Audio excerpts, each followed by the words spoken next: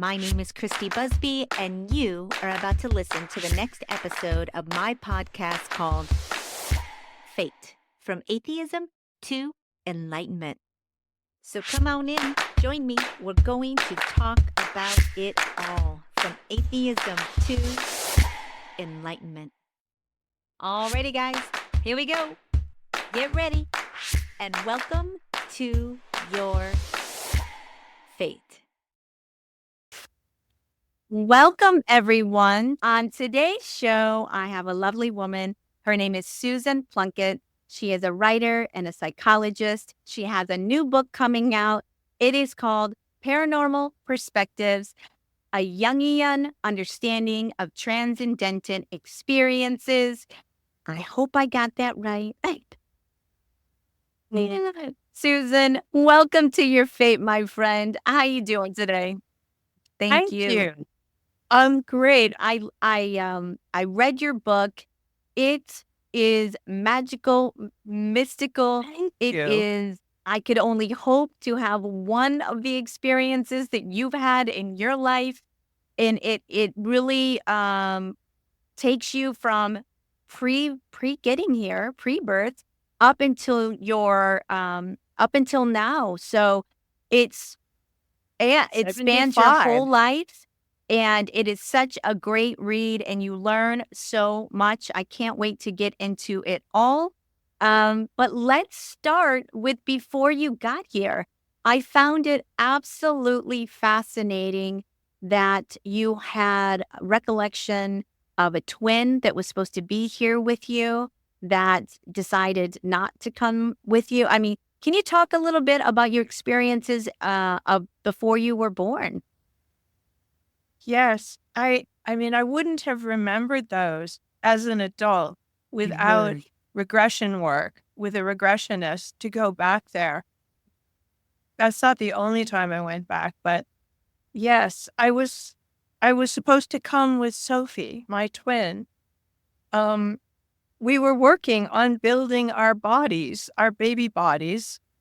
We were visiting the Earth plane and hanging around the mother and doing that. And then we would go back, and it was getting on in her pregnancy. You don't have to be in utero, because you're too conscious to really want to be in a baby's body, which you can't even operate. So finally, around the 8th month of the mother's pregnancy, she said she wasn't coming. And I didn't want to go either without her. But for some reason I did. I guess I had made that agreement to do that. And so I was born without her. And then she became my imaginary friend, which is something a lot of children have, imaginary friends. And she helped me a lot to tolerate being here as a baby, because I think all babies are very confused when they're first born because they don't know what they're doing trapped in that body. They don't know how to operate it. And they still have clinging to them a lot of knowledge. So a lot of times babies cry. You think it's for no reason, but they're just confused. But as you're here, you get educated and socialized and indoctrinated by your senses, because the way we're designed, the human design with our eyes, this environment becomes very compelling. It's almost like you don't see anything else besides what everybody's seeing, because we're designed to perceive this environment that we're projecting. So you forget where you came from.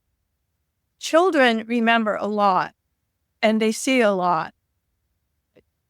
And their brains are in the theta brainwave state until they're about age 7. But by then, the indoctrination from school, teachers, parents, caregivers is intense. And so we block out everything else mostly. Some people don't, like intuitives and psychics.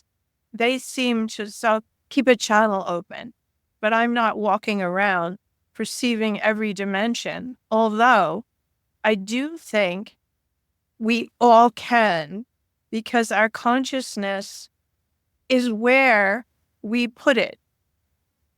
And it doesn't have to be in this dimension, because we're simultaneously, because we are quantum beings existing in every dimension. So we can move our consciousness to different dimensions. It doesn't require a body. That's why what happens when you die? Nothing. You just drop the physical body. You continue in your subtle body, but your consciousness doesn't require any body.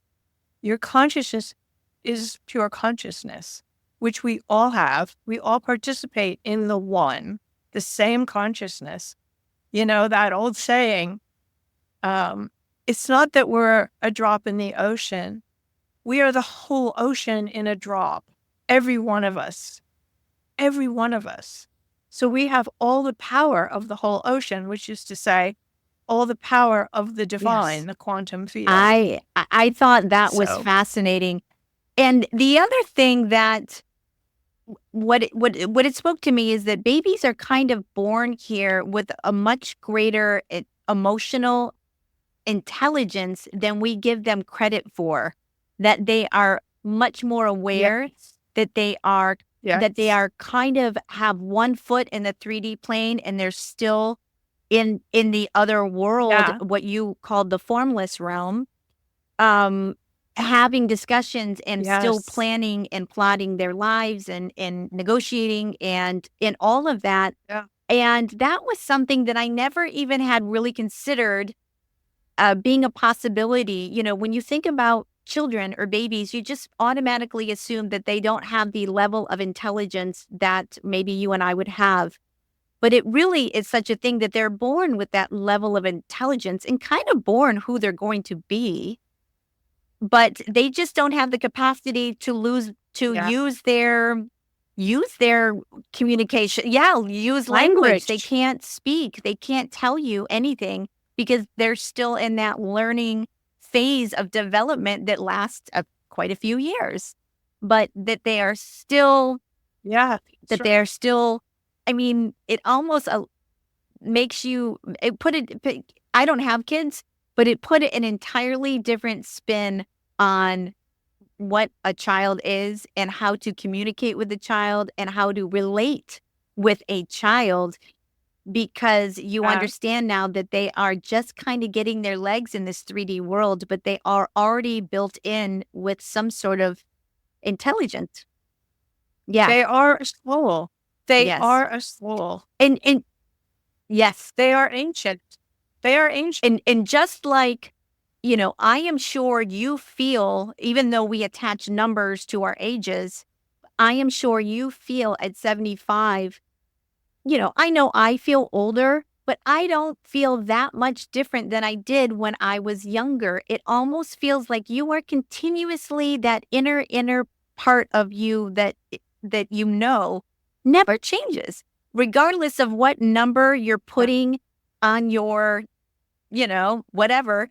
It doesn't matter what number is on the cake. Because you really do maintain a certain baseline of who you are. Maybe you grow up, maybe you evolve, maybe your things change a little bit for you, but the core being of who you are, whether you're 7 years old or 50 years old, seems to stay somewhat the same. Would you agree with that assessment? The soul. Your soul is your soul. Your soul is with you the whole way, but we're two people, really. We're our eternal being, our soul, but we're also our person functioning in this third dimension, moving to the fourth dimension. So we're straddling two worlds. We are our soul being, which we often forget. We get caught up in Earth. We came here to have an Earth experience, and we do have it, and we're supposed to have it, but sometimes we forget and we think that's all there is. We forget the soul part, but we're riding two horses always. Our eternal being that will go on and are just current, like, in this life, we have a name, which leaves us at the end of this life, but our soul Eternal continues. beings of light we are. That is it, Yes. that we are Yeah, that's what eternal we are. beings of light. That's what Yep. we are. I mean, your book is fascinating. You have so many magical experiences from the time you were a child, very young, from when, you talk about having an ice skating accident and almost having to lose your toes and how the relationship between your mother and your father is so different. Your father throughout the book seems very in tune with a metaphysical side, with spirituality. And your mom seems very rational, reasonable, has a different head on her shoulders. And why don't you talk just a little bit about that story in the book and how you got through it and what kind of Uh, I grew up outside town called Woodstock, which is famous for the Woodstock Folk Festival. And the firemen used to um, create an ice skating rink by hosing over a field and just freezing the field so we could go ice skating. But it got really cold. It was probably 10 below.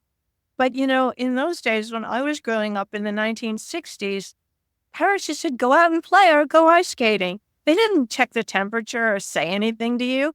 Just go play.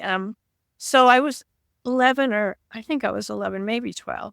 And I went ice skating. It was 10 below. So I put extra wool socks on and I laced up my skates really tight. And I was skating for hours, skating around and around. And when I got home, I took off my socks and my toes were as black as your blouse. And I called my mother and she screamed. She actually screamed. My mother was a nurse. And she called my father. And they thought I would have to go to the hospital, but we lived a half an hour from the hospital. So instead, they each took a foot. They laid me on the couch. They each took a foot and a towel, and they started rubbing, and it really hurt. After half an hour, they were sort of bluish white. Anyway, my mother said, if gangrene comes in, you're going to lose your toes, maybe your feet. And so we have to go to the hospital now. And I just begged her. And for once, she listened to me. But during that time, it was touch and go for a couple of weeks. And the doctor said, I think we should take them off. And again, I begged. He didn't. I didn't know what gangrene meant anyway. But as I was trying to fall asleep, next to my bed was like a monster. He would go in between a monster and a human, and it was terrifying to me. And I would cry out, and my father would comfort me and tell me to think of Easter or the Easter bunny or a picnic. My mother would just sleep on.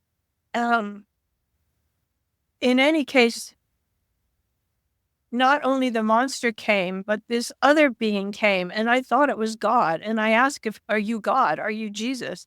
And he said, no, I'm Hilarion. I'm Master Hilarion. And he told me how to use light to protect my toes. And I did it. I would try to do that because I was so scared. I didn't know how I was going to manage with no toes. How could I go to high school dances? How could I do the bunny hop? I was so scared. So I would do what I was told. So there were scary beings and then there were helpful beings. And that was that incident. Throughout your whole life, you have had these incidences with some of them have been teachers for you. Some of them have been just experiences with, I guess you would say, paranormal experiences. Why was that? What do you think it was about you that allowed you to kind of see through the veil of possibility in a way? Well, I think we all can do that. But I think when intense things happen to you, like being told as an 11-year-old, oh, we're going to chop off all your toes and maybe your feet, I think your mind opens a little bit. I think it's just like when someone dies that you love, you Yeah. change a little, you transform. The veil becomes thinner. So I think it was partly to do with my regular person self being, as my mother would have said, ridiculous, spaced out, not paying attention to the world. I didn't take the programming as easily or as well as she did, for example. She got on in the world. She got promotions. She was smart. I was sent to the school psychologist. I was too spaced out. I had to be moved away from the window to sit by the bulletin board because I was looking out too much. So it's partly just the way I was wired within the normal range. You know, there are children that don't concentrate well or who are spaced out. And all children get scared by scary things and many children see monsters that are probably Yeah. actually real thought forms that are just abroad because humans are so powerful that when we think a thing, we're actually creating it and it is existing in some dimension. So there are negative thought forms that children perceive because children's attention Yes. is freer. It's not as locked in to what we all agree It's not reality is as here. focused So, into only the five senses that we're given. And yeah, I would, not, exactly. just dabbling in what I've been doing the last few years, talking to people, I would predict for you that possibly you kind of do live in a different brain wave pattern for more often than we like, I would love to Yeah. have some of the experiences. Like, if Hilarion would have came down to me and I would have had that experience as a child, like, I mean, I'm sure maybe I would have been scared, but, like, any of the experience that you would have had throughout the book, you have so many of them. I have never had anything remotely close, and I would predict that maybe you do live in a different brainwave, higher realmy kind of little arena. I don't I don't know. know if it's higher, but I think it's maybe a little more at time. I, I wasn't as easily programmed as Yeah. my mother would have liked, I think. But if you want to have an experience of Hilarion, just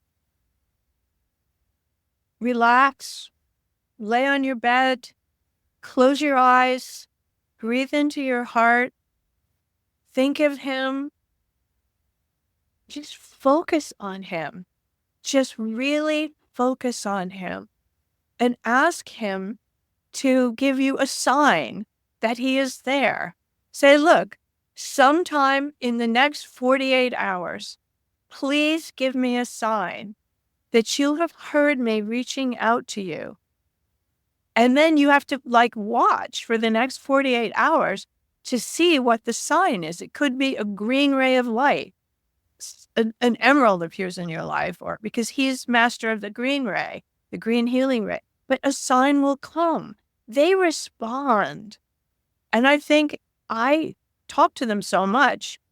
I'm not always seeing them, but I lay down on my bed an hour, 2 hours a day, and I imagine it's awful. Wherever Yes. you put your consciousness, you go. Go to him. Call him. Go to him. Ask him for a sign. You'll have a I will. sign. And I love that about the book that you give very specific exercises about healing, about consulting your inner soul, dream work, like every experience that you have at the end of the chapter, you give us an idea of how we can go there as well and practice tapping into other ways of seeing things, of being, of healing, of it's really a great aspect of the book that it gives people tools actually to kind of start formulating their own way of having a spiritual development. Yeah. I loved it. Because we're all the same. We are actually all made of the same stuff. We have the same design in our species, the human species, all humans. But, dogs and cats don't see our reality. Dragonflies have 60,000 eyes. If there was no humans on Earth, none of this would be here the way we see it. It's only this because we perceive it. But without humans, there wouldn't be an Earth like this. It would be what the dogs or the horses or the elephants see, which is slightly different from what we see. But all of us, all the humans, we can all do the same things if we want to. It's where you put your attention and your energy. Your consciousness is free to go where it wants to go.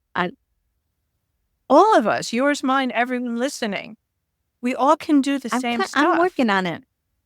Because we're the same instrument. I'm definitely working on it. I'm sitting in a meditation practice daily, and I am starting to feel different things and see flashes of light. And I think it definitely is a practice, and it's definitely, you have to be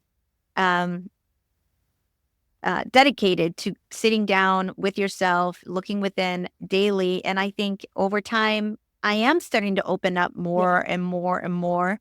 And I think it does have a lot to do with your belief system. If you have to let go of these preconceived notions of what our reality is. Basically, you have to kind of open yourself up to all possibilities. Really, you really have to just be an open canvas too. I mean, and it's hard for human beings because we do get programmed so badly through our education system, through the television, now through our phones. And we're distracted, that it's just a very difficult decision to rip yourself away from what we've been fed as 3D reality. And part of the reason I'm out here on this podcast is to try and rip open people's, brain to kind of think about non-mainstream ways of being that, although some seem fantastical, and maybe a few years ago even I would have said crazy. At the end of the day, the more and more I walk down this path, the more and more sense it makes to me, the more and more it rings true, the less fear I have and the more peace I have. Like, it has just been it has been an amazing, eye-opening and awakening situation for me doing this. So in the book, you say that you are Nephilim. I don't even know if that's the way you say it. Is it Nephilim? Oh, Nephilim. Nephilim. I think, it's Nephilim. I think it's Nephilim, but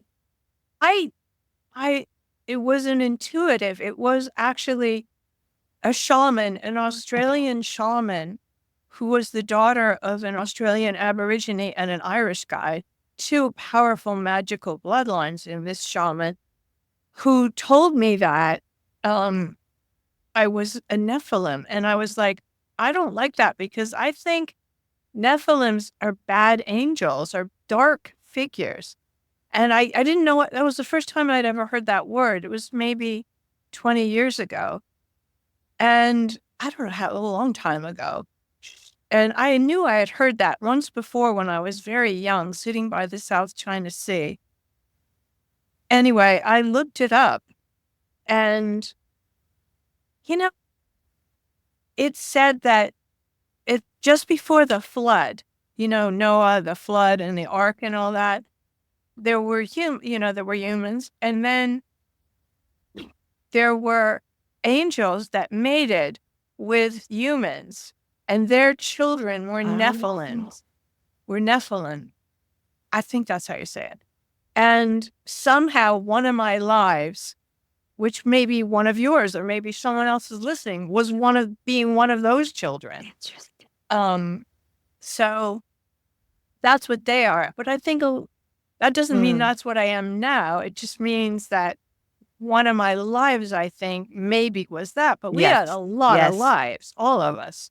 And so if one of them, you were the product of two different things, probably happened to a lot of us. I'm sure. Let's talk a little bit. When you were young, you had a sister named Anne, and you tell a story in the book how you had you had astral projection with her. Let's talk a little bit about that experience in your life. My sister Anne, she was 6 years younger and far more powerful and nicer and sweeter and spiritual and just such a good person. And we shared a bedroom. And my two brothers, they shared a different bedroom. But Anne she was very mystical. And also, her being 6 and me then being 11, she was still a younger child. And she would straighten me out about things because by 11, I was losing everything.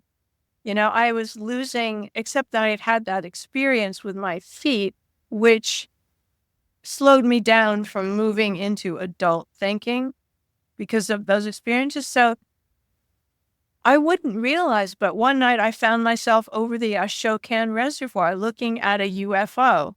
Just my consciousness was there. I thought it was me, but it was really, I knew. My body was back in the bed, and she was there.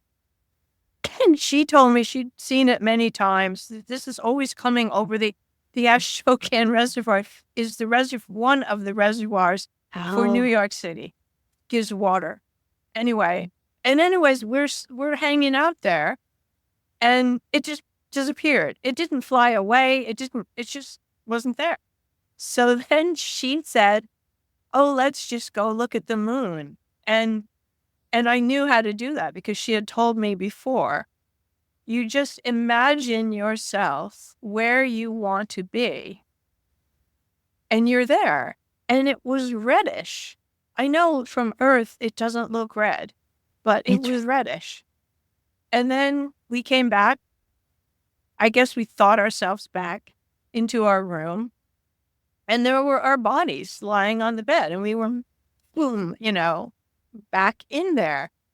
But soon after that, I didn't leave my body much because I was getting older and I was getting caught up in everything here.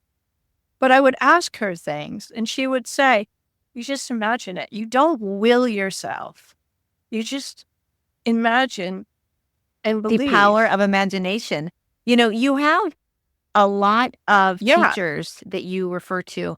And you and I do have this in common. One of the very first things that I did when I was starting to investigate spirituality and open myself up to it, because for most of my life I was not a spiritual person. I was an atheist. I didn't believe any of this stuff. I had a health crisis and started doing energy healing, and then I started opening up to all types of different things. And one of the first books that I read, it was actually an audiobook, was Seth Speaks. And that book changed so much for me. It really did. I was consumed by it. I found it to be just mind-blowing in a way. But why don't we tell the audience who Seth is, what is that all about? Seth Speaks, because if anybody looks up that book and listens to it, it's just going to take you out of this world. So Seth, Jane Roberts is a woman. She died, but when she was alive, she channeled Seth. Seth is a fifth dimensional being. He had been a human many eons ago, and she knew him when they were both humans, which was one of the reasons he could find a channel through to her. And he told her all kinds of stuff, and they taped it because this was the 1960s when she was channeling him. And it was like reel to reel, probably, or maybe cassettes, like, back then. And then they would transcribe everything and make these books. This was a great gift to all of us. I was scared to death when I read Seth Speaks. I was in my 20s, and I was like, I wouldn't read it unless somebody else was home, like my boyfriend or whoever I was with at the time, because it was so far out. And of course, like you, I loved it. But, I had my childhood stuff, but now I'm in my 20s and I'm trying to be an adult. But of course, I find myself reading Seth at 25 years old and lapping it up and back into the stuff again. So anybody that wants to learn about the way Seth sees the world, it's really wonderful really to is. read. It changed. It really probably was the book that allowed me to step into this world with with a greater perspective and much more open mind and a lot of humility that I don't know everything. Everybody thinks that they know what's going on, that they have this belief system that they cling to for dear life. Right. And it really allowed me to be like, I don't really know a whole lot. I don't know. I don't really know what's going on. Hey, Yeah. I mean, it's even a little scary. I mean, to consider some of the things it says, but it doesn't scare me now. But when I was in my 20s, it's pretty out there. So I think Seth is wonderful. A great place if anybody's interested. Seth Speaks. Pick by it up Jane Roberts. and listen to it, and it will change your perspective on everything. You also had a teacher that you talk about throughout the book, and it's another. I'm not sure if I'm going to get the name right. The Monka. Yes. Can you tell us who that person is? God, Monka. I've been just thinking of Monka. I could weep with gratitude. Monka was never a human. I assumed when he started speaking through a channel to me that he had been a human. And once I said, well, did that happen to you when you were a human? And he said, the way he talked, my dear, I've never been a human. But I didn't think to ask him, well, what are you then? I mean, I did find out 20 years later when my father died, but he was and is, because to this day, I haven't had a conversation with Monka since my father died, maybe, and that was 15 years ago. But most of the conversations I had with Monka were in my 40s, and I'm now 75, because he's not really around now. But I have all these notes. I have so many typed transcripts of everything he said that I still read every morning. I read a page in the morning because I'm still learning from the things Monka taught. He was, I don't know, he was harsh. He was a hard taskmaster. But the way I found out what he was I hadn't spoken to him since my 40s. And he told me then, I won't always be available. And then when I was in my early 60s, my father was 88 and he was dying. And in my 40s, I thought my father got sick. And I was upset, and I told Plunket, and Plunket said, your father's not dying now, but if you want, when he dies, I will be there. And I said, of course I want you to be there. He said, okay. And then I didn't forget about it, but life moved on. And then my father's dying all these years later, and he dies. And on the way home from his funeral, I passed this is synchronicity, a big sign, psychic fair.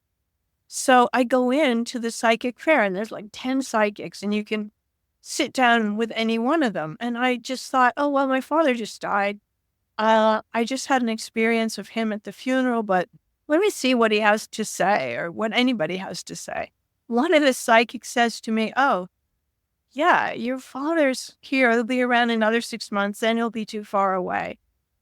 But he wants to thank you for the cashmere socks you put on him in the hospital. No one knew that but me and him. And then she said, oh, golden angels came for him. And one of them was sent by you with the initial M, and that was Monka. And then I knew that Monka was an angel. I never knew that. All the time he was telling me, like, not to be pretentious, and not to be arrogant. And, he was harsh. He was like, he said, you got to stop experiencing the things I say to you like a slap in the face. It's for your own good. I mean, that's how I found out. Like, why is there a psychic fair at this hotel on the road after I've just left my father? And why does, it's just, this is just the way the universe is. There's synchronicity. Synchronicity. Yes. A very Jungian. Yes. Carl Jung. All about another a huge influence on you was that famous gentleman right there, Carl Jung. So, yeah, Carl Jung he was a Swiss psychologist. Yes. I'm a psychologist because of Carl Jung, I think. But he was an unusual psychologist. He was into tarot. He was into I Ching. He was into all things seances, all things mystical. And he really believed in the oneness of all beings and that therapy wasn't done until a person was whole. And by whole, he meant aware of both selves, your conscious self and your unconscious self, your ego self and your capital S self, your eternal, forever self. It really is a shame. I mean, I love Carl. There's never been out there anybody as mainstream as him talking about metaphysical things since. And I think that's by design. Yeah. We have absolutely stamped out that now it would be considered much too woo-woo, much too out there, much too not serious. Other scientists would have probably ostracized him, outed him. The media, well, they did. Well, they yes, they did. Freud, Well, he did have his battles, but maybe that's why he was also in a way, though, very well respected and followed at the same time. Maybe it was his time to rise. Maybe no one else of his ilk would get to that level, maybe on the internet or YouTube. Maybe, I don't know, but he would get on mainstream television and have discussions and talk about these things. And you would never see that in mainstream television anymore. They just would not even put somebody up there and have a serious discussion about metaphysical things, spirituality, our soul, our unconscious ways, any of that. And it's a shame that it's gone that way, because I really think society is missing that part of our existence. It's because that's why we don't know who we are, because we don't take that aspect of who we are seriously. People think it is just not, we cling to science like it is the only way. And I used to be one of those people. I was that person that clung to science. If you can't see it, taste it, feel it, smell it, it doesn't exist. If science can't back it up, it's not worthy of a discussion. And, I have completely and utterly and totally changed my mind on every single way now, but I've been through a lot. And I say this on the show all the time, but people sometimes need to be shaken to awaken. You need to have trauma, and you need to have some sort of earth-shattering moment that allows you to kind of snap out of your own ego and look at life differently. we all can't be as lucky as you are, Susan, to be born with these abilities and this sense that you have seemed to have your whole life, where you could see and sense other things that most people can't. I mean, even throughout the book, you talk about shape shifting, seeing other paranormal experiences, ghosts, even fairies, gnomes. But you go into so many different aspects that you're able to sense, and even the experience with your own daughter, of having to fight for her over an evil energy. So why don't we talk a little bit, I don't want to talk about, I want to leave a little bit of to the reader's imagination, like definitely go out and read the book, but there really so much has happened within your lifetime. So much. Metaphysical, magical, mystical, you name it, it's happened. Well, you mentioned the Yes. shape shifting. That I had no awareness of that was happening. Absolutely no awareness. I had a boyfriend in my 30s, and he looked at me. We after we were having Yeah, sex. I'll say just it. say we were having sex, and as people often do a lot in their 30s with a new boyfriend, and he's looking at me in a really strange way, and and it was a little like he looked like he was scared or something. But anyway, we just continued. I blocked that out, and we went to sleep. The next day I came back. I was in graduate school. I came back to our studio apartment, and he had written a song, and we was recording it, and it was called The Girl with the Golden Eyes. And I said, well, what's that about? He said, it's about how you friggin' shapeshift with sex, and your eyes, your neck gets longer, your face becomes more oval, and your eyes turn bright gold. And I was like, Wow. no, that does not happen. That does not happen. And he said, oh, that happens. Anyway, so I went to an intuitive, and I said, is he having me on? Because I don't feel that, because I'm just in the moment. And she said, that was your Atlantean form, and you knew him in Atlantis, and you appear to him when you're making love in your Atlantean form. Mind blowing. That was, I really was mind blowing. It was mind blowing to me. I would have never known. And I bet that happens to other people too. Only they have their eyes shut, or they don't realize it, or it's dark.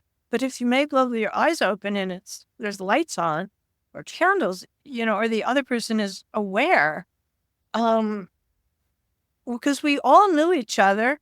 We keep interacting with the same people, as we all keep getting born to learn our lessons and have our challenges. It seems like so. It seems like we keep coming back here, and we bring the same folks with us. We have a bit of a family of sorts, and our tribe, and we're all learning things here with the same people, the same souls. They just have a different avatar on, Yeah, a different costume. Exactly.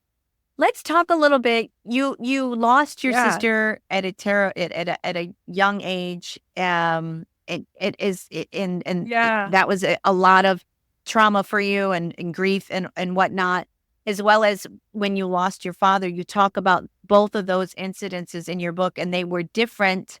But can you let us know how you ended up kind of getting through your grief? Because it's really a beautiful story. I actually cried through the sister part, because I have two sisters, and I just can't even imagine. Yeah. Well, I was having a hard time accepting that Anne was gone, that she was younger and she was already gone. So I knew that there was a psychologist in California, Michael Newton, who had accidentally, he did a lot of past life regression work with his patients. And then suddenly, spontaneously, some of his patients weren't going to a past life. They were going to a space between lives, like where people hang out between one incarnation and another. So he devised a protocol to help people go to that life between life place. And I knew about this. And I knew Anne must be there. And I wanted to go there. And Michael Newton had a colleague who was in New York City.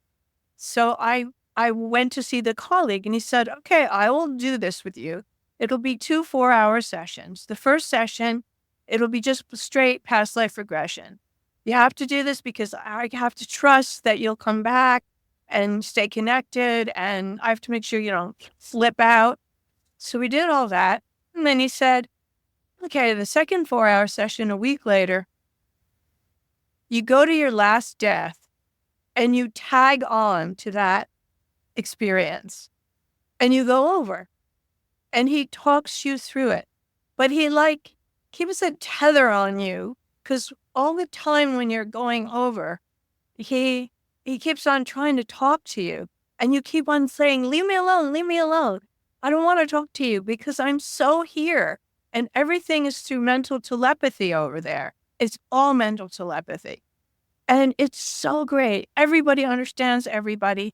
You don't have to fumble with your words. You don't have to, it's heart to heart. And it's just so beautiful. And I saw my father, I saw my sister. She explained to me why she went so young, what she was working on. And it was just anybody who wants to see someone who died, look up Michael Newton's work, find a life between life regression therapist, go see them. Again, your consciousness will go where you send it. And you're lying down. The psychologist is right next to you and talking to you, and they force you back at a certain point, and you don't want to come back. You want them to stop talking to you. But when they talk to you, they're asking you questions and it's getting recorded. So then you have a record of it, but you will never forget it anyway. I actually have a quantum healing session scheduled in Durango, Colorado.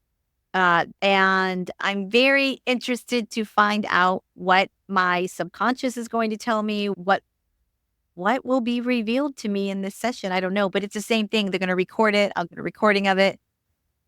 Quantum healing is a fascinating thing because, we have our physical body, but everything that happens to our physical body is determined by our subtle body.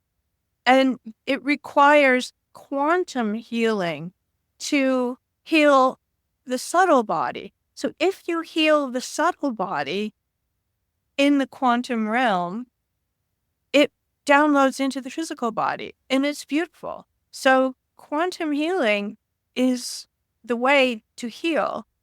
Everything is quantum. Quantum is everything. Yep.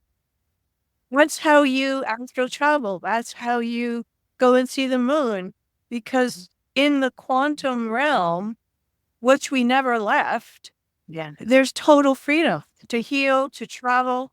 It's just when you believe that this body, this flesh is real, which it isn't. I mean, we imagine it, but you will go and to Colorado, you will heal your subtle body. That all downloads into your. Sometimes I wonder, why do I take vitamins? My subtle body is discerning everything, so I should just meditate more. Yeah, and then I am very more illness. Whatever it was your gift, because we have pain and challenges and crises in order to wake up. That's the only reason for them. And we often decide them before we incarnate. I'm going to have this. This is going to boost me into awakening. You wouldn't be getting a quantum healing if you hadn't been true. Sick. And I do think that this was my path, and I am on my path, and there are no accidents. And I lost a decade of my life to ill health, and I'm so ready to get who I am, but a better version of me back. All pain and all illness downloads from the subtle body into the physical body as a catalyst for healing. Seth says it, and Ra, who we haven't mentioned yet. Yes. The law Yes. of one and Ra. Ra talks about that. We decide things before we're born, because before we're born, we understand that this is Earth school, and we want to heal different things in our subtle body and in our eternal soul. And we need challenges. And we think, oh, that's nothing. I'll get this, I'll get that, I'll have that, I'll take on that. We load up our plate with challenges.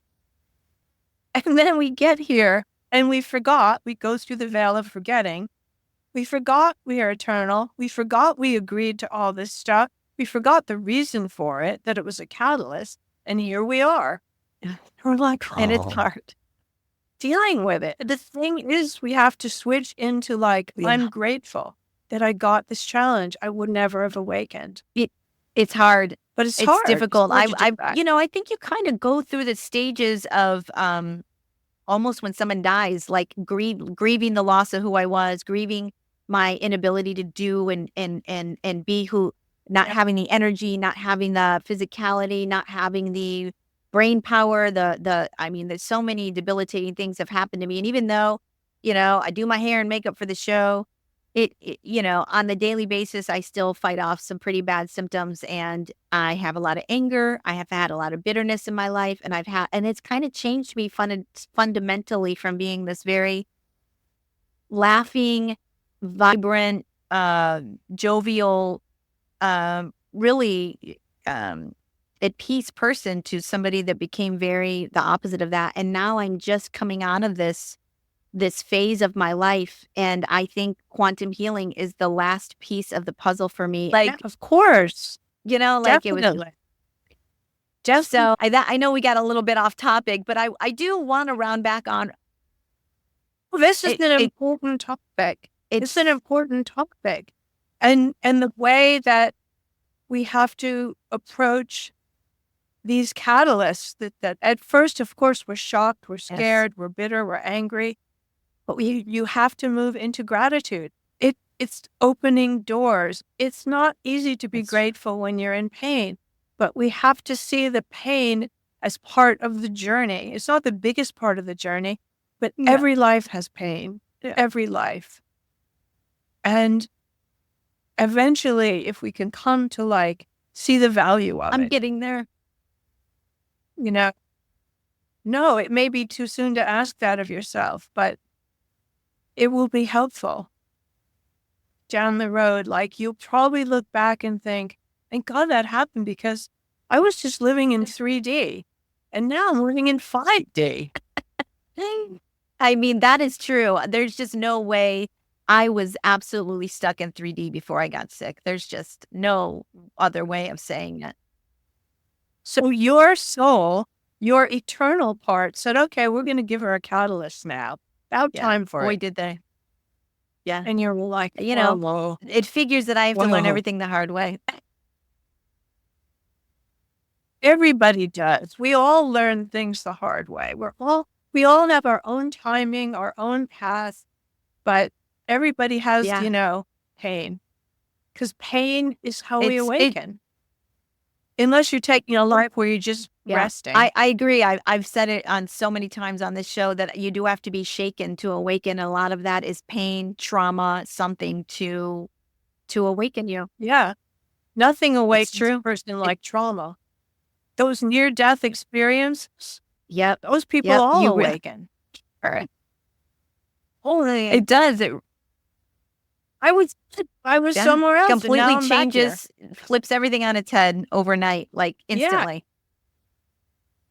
Because the earth and all of us, despite all the tension and camps and everything, wars and political parties, things are getting better.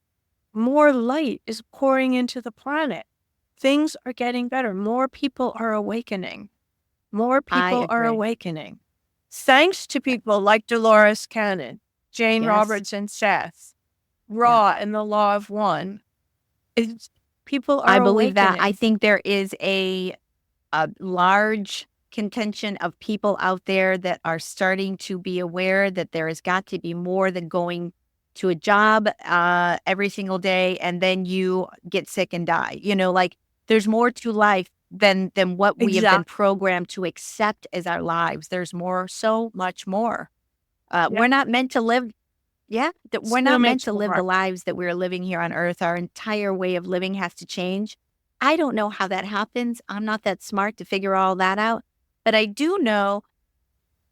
Because we're gamers, we're not supposed to know everything.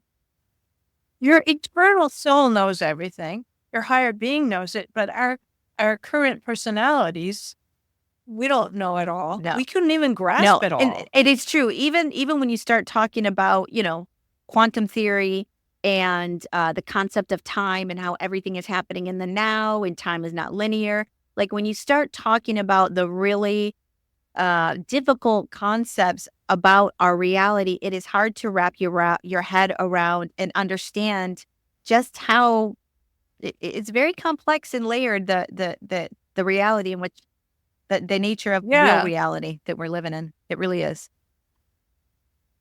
It's true. We agree. We agree to linear time because if everything was happening, everything is happening at once. But if we perceive that, our heads would explode because we're not designed for that. We're designed for this. Our eyes, our hearing, everything. We spread out everything on a timeline.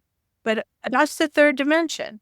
But in higher dimensions, everything is happening at once. Physicists know that, and they tell us that. They also tell us nothing is solid. Everything is mostly empty space. And some of them go so far as to say, this is all a projection, a holographic simulation. Image, That hologram, that none of it's real, including our own bodies. But our senses tell us a different story. We are a victim to our senses in a way. We are. We are. We get stuck in them. And, someone, to mention Dolores Cannon again, someone once asked her, well, why do we have to go through the veil of forgetting? Why can't we know that we're eternal beings of light?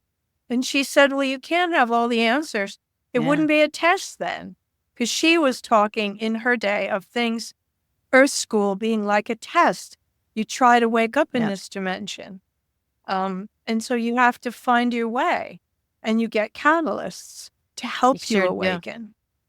But the truth of what is just blows our three-dimensional human mind. And it's hard to accept, especially people have a lot of fear, and people don't like change. And when you inject that level of foreign ideas to someone, they automatically shut down and they can't even entertain the possibility that life is anything other than what they've been told. It just fills them with fear.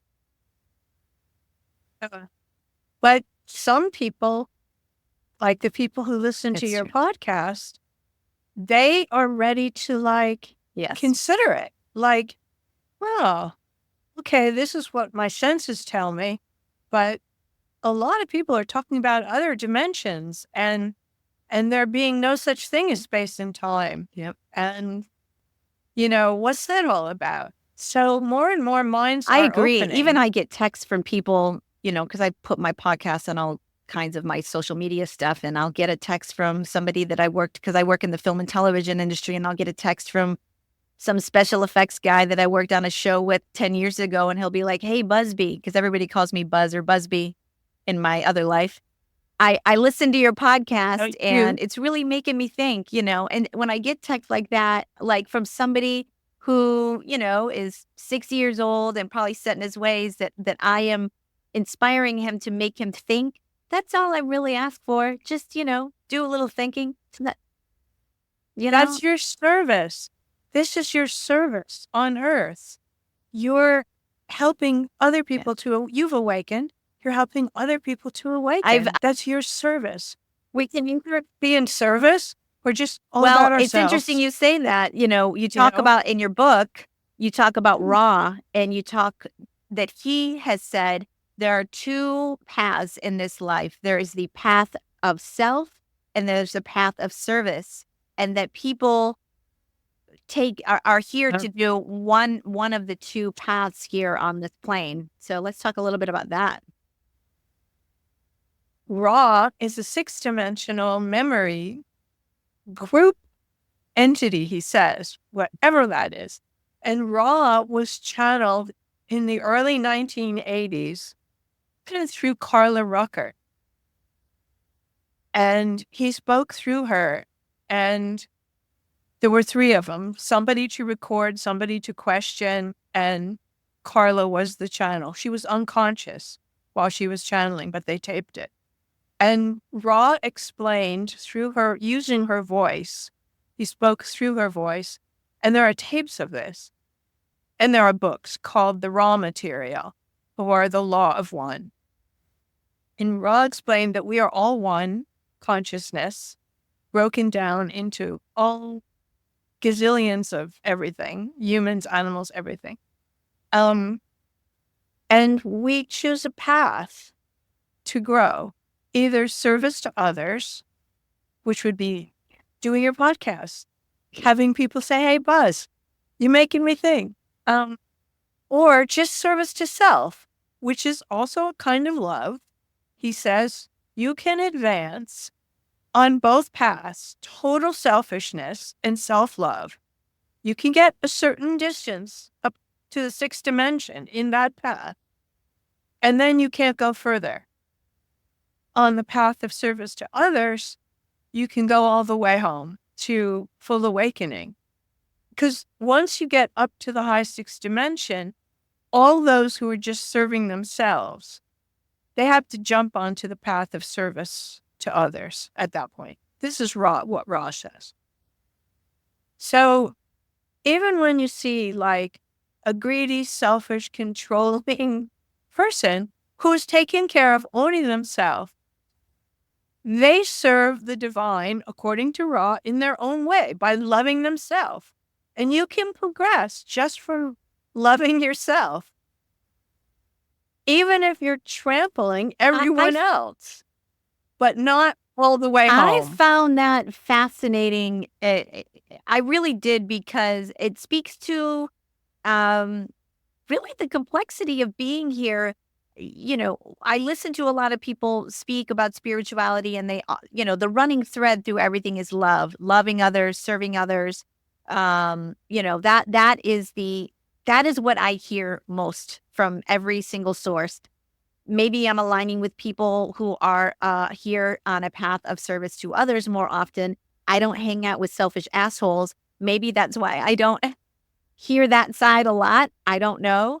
But I did think it was, that was why I was asking you one of these questions, because when I learned that you could actually move forward in life being completely self-serving, it went against everything that I have been told or taught in a way, because you just automatically assume that the way towards full enlightenment is only through a service of others, to love and not to be greedy, selfish, self-obsessed. Because there are plenty of people out there that are in that category that, quite frankly, seem to do really well on this planet. They do. They really, really do. And I was like, yeah, they do. And they can get quite far just loving themselves, taking everything for themselves. They can get, according to Ra anyway, we're only in the 3rd dimension, up to the 6th dimension. And then they will have to start to be in service to all beings. So yeah, they can. However, Ra also says that Earth is already moved into the 4th dimension. So people will have to achieve that consciousness to reincarnate back here. So if they don't either have enough self-love and greed to get there, or enough service to others to get there, they'll have to incarnate on another planet that's still 3rd dimensional, because Earth will be, if not heaven on earth, much closer to it, much happier place for people on all paths. So I think things are getting better here, despite the wars. And there are a lot of things that point to, a golden age that will be possible in 100, 200 years here. I don't know why it's the sixth dimension that they'll have to start being in service to others, but you advance. You can advance on their path, on the path of selfishness. The more selfish and cruel you are, the faster you advance. For example, taking power over other people advances you on the dark path. So the ultimate power to take over another person is to kill them. You end their life, you end their journey. That advances people on the dark path. And there are people on the dark path. On the path of light, you advance by service to others, by sharing, by giving, by concern, by teaching.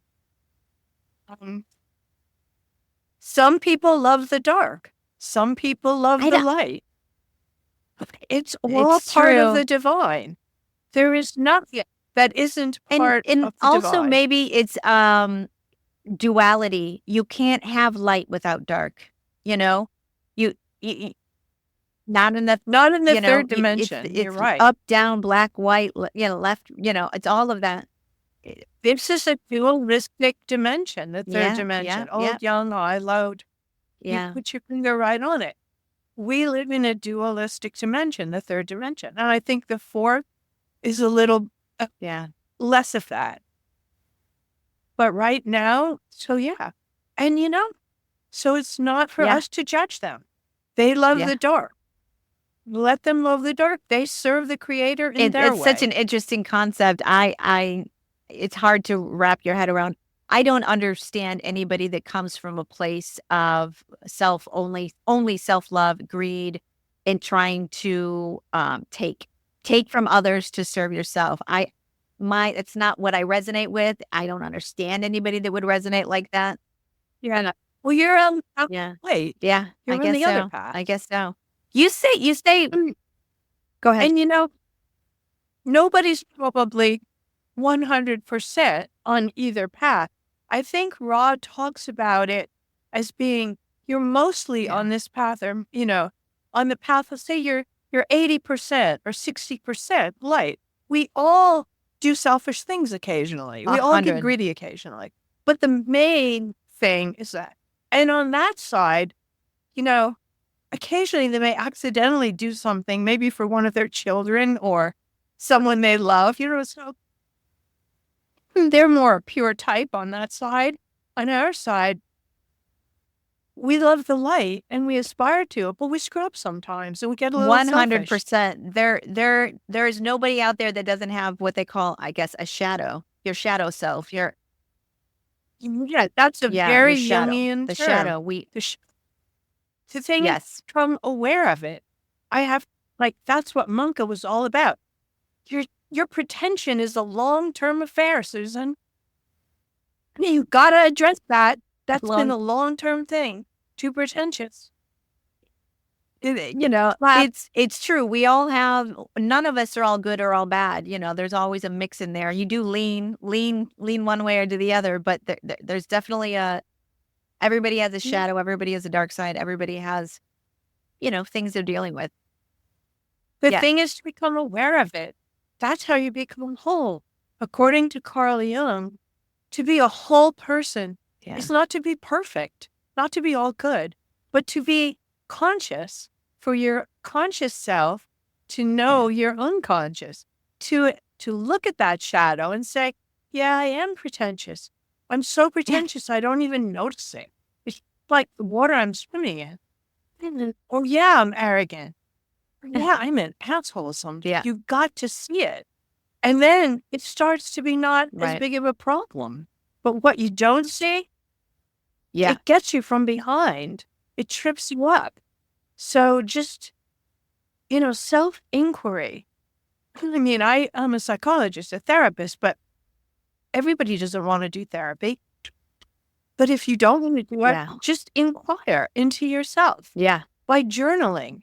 Just write I went to the store, but I dreamt, oh my God, I dreamt of this ocean. I dreamt of a tsunami. Or, whatever, just write your dreams down. Or I felt so jealous of him, or I felt so jealous. Just write it down. There's your shadow. Your dreams will show you, your feelings will show you. Writing a journal is the warrior path. Because therapy is not for everybody. It's expensive, it's time consuming, self-indulgent in some ways. But journaling, we all can do. And look at yourself. Like Monka told me 100 times, my great tool, he said, is relentless self-inquiry. Just look at what you're doing. Try to see yourself. Try to see the stuff you don't want to see and free yourself of it. Get the monkeys off your back. Write them all down in your journal. It's great advice. It really is. In your book, you also say an interesting thing. You said that humans are becoming homo luminous. What does that mean? That was what this Australian shaman told me. She said that we've been carbon-based. Our bodies were based on carbon, so you can burn us up and we turn to ash. But she said more and more, there's so much light pouring in. There's so many scalar waves and so much light that we are transforming to crystalline based, where we will be much more light filled. So I don't know over what period of time, but I do know that a lot of light is coming through from the Pleiades. And it is transforming us. I don't feel that, just like I didn't feel the shape-shifting. And I'm sure that if I was cremated tomorrow, I would just be ashes now. But apparently this is slowly happening. Sorry, I'm coughing so much. I have postnasal drip. It's one of my crosses to bear. All good. I mean, my whole life. And, it's this conversation is so good that no one's even going to notice that. They're just going to be listening to the words. No one's going to notice. Oh, good. Sorry, I just want to apologize to them for the coughing. All good. We're coming up on an hour, though. Like, I loved your book. Everyone should read it. What do you hope people will learn and take away from reading your life story that is really magical, mystical, enlightening? What's your greatest hope? My hope is probably just the same as your hope for your podcast. That somebody will call me up and say, Buzz, you really made me think. You really made me think. I just thought this wasn't particularly meaningful, all these trips around the sun I take on this planet. But now I realize I'm an eternal being of light. And that's a beautiful thing. And I'm much more powerful. I'm a creator. And my consciousness can take me many, many places. I mean, it does every night when you sleep. When you dream, you're out of your body. You're traveling all over the place when you dream. And you can do it without going to sleep. Absolutely. Well, that's what I hope. I hope that if they read these books, these little stories of things that happen, they'll think, now I remember something like that happened to me, but I just dismissed it. And the final note, I know you probably got to go. The final note is, in the book, you do speak about the fact that interdimensional beings, your teachers, throughout your life, that you have been told that you are a scribe, and that this was your sole purpose at the end of the day. And why don't you talk a little bit about that before we say? Right. Yes, from when I was young, they were always telling me I was supposed to write. But for some reason, I became a high school English teacher. Then I thought, oh, well, I should be an actress. Disaster. Um, then I decided I should be a psychologist. So I got a waitress job at Windows on the World. Well, glad my timing I was there way before it fell out of the sky. And put myself through graduate school and became a psychologist. But always they were telling me I should be a writer. And I think I was afraid. I didn't have the confidence. I think I put it off and put it off, and I wasn't disciplined. My head was in the clouds, as the book shows. I was spaced out, undisciplined, and I just didn't pick up my pen until well, first I picked it up in my 40s, but I put it down again. Finally, in my 60s, I started writing, and I've written 4 books. And I'm glad that I did, but not till later in my life. But I finally did it. I'm slow. I was the last one in the class to learn the bunny hop. Not because I didn't have toes, because I did have toes by then, but I'm a little slow. Exactly. You But I got there, got and there. honestly, I just had a lovely interview with this woman, Carmen Turner Schott, who's an astrologist, and she talked about nodes in the moon, and that a lot of people don't hit their soul purpose, their node, their rhythm until they get into their 60s. So maybe you're just Maybe supposed that's to be me. spot on, and you have many years ahead of you to write more books. So it's just your next chapter. That's all. Well, It's your we'll next, see. you We'll know, see. it is. We'll see. Thank Thank you. you, Susan. I think you have achieved your goal of being the scribe. The book was amazing. I really hope that it touches as many people as possible because it really does give you a completely different perspective on life, on how magical it is and mystical, and how we are here to love, that we are all one, and that we are so much more powerful than we think we are. We really are. Yes. Being kind. Thank you, Thank you, Susan. Fuzzy. Alrighty, guys. Thank you so much for joining us on this episode of Fate from Atheism to Enlightenment. We will see you next week. I would like to thank my guest, Susan Plunket. Her book is Paranormal Perspectives, Jungian understanding of transcendent experiences. It's a mouthful, folks, but it is a great read. And journey well, everyone. Thank you, Susan. And that is a wrap on this episode of Fate from Atheism to Enlightenment. I hope you enjoyed this one. I certainly did. Pick up Susan's book, Paranormal Perspectives, A Jungian Understanding of Transcendent Experiences. That sure is a mouthful, but it's a great read. It really is. She has had so many magical, mystical, metaphysical experiences in her life. Starts out in World War II and ends in modern times. It's got a lot of history in there. We didn't even get into some of the other incidences that have occurred in her lifetime. So make sure you pick it up. I will put it in the show notes, and click the link and get that book because it's really eye-opening and it's a magical way to live your life. I really kind of shocked that she's not more of a psychic or a medium type person. But she does seem to have the ability of some sort of extrasensory perception of things more than the average person does. I mean, she really has the ability to send her consciousness in places that I know that I couldn't. I mean, I sit in meditation. I I try and exercise my ability to open myself up into spirit guides, into a higher conscious. I listen to my inner voice, and a lot of time it doesn't say anything. I go nowhere. I try and calm my monkey mind as much as I can and listen to my higher self.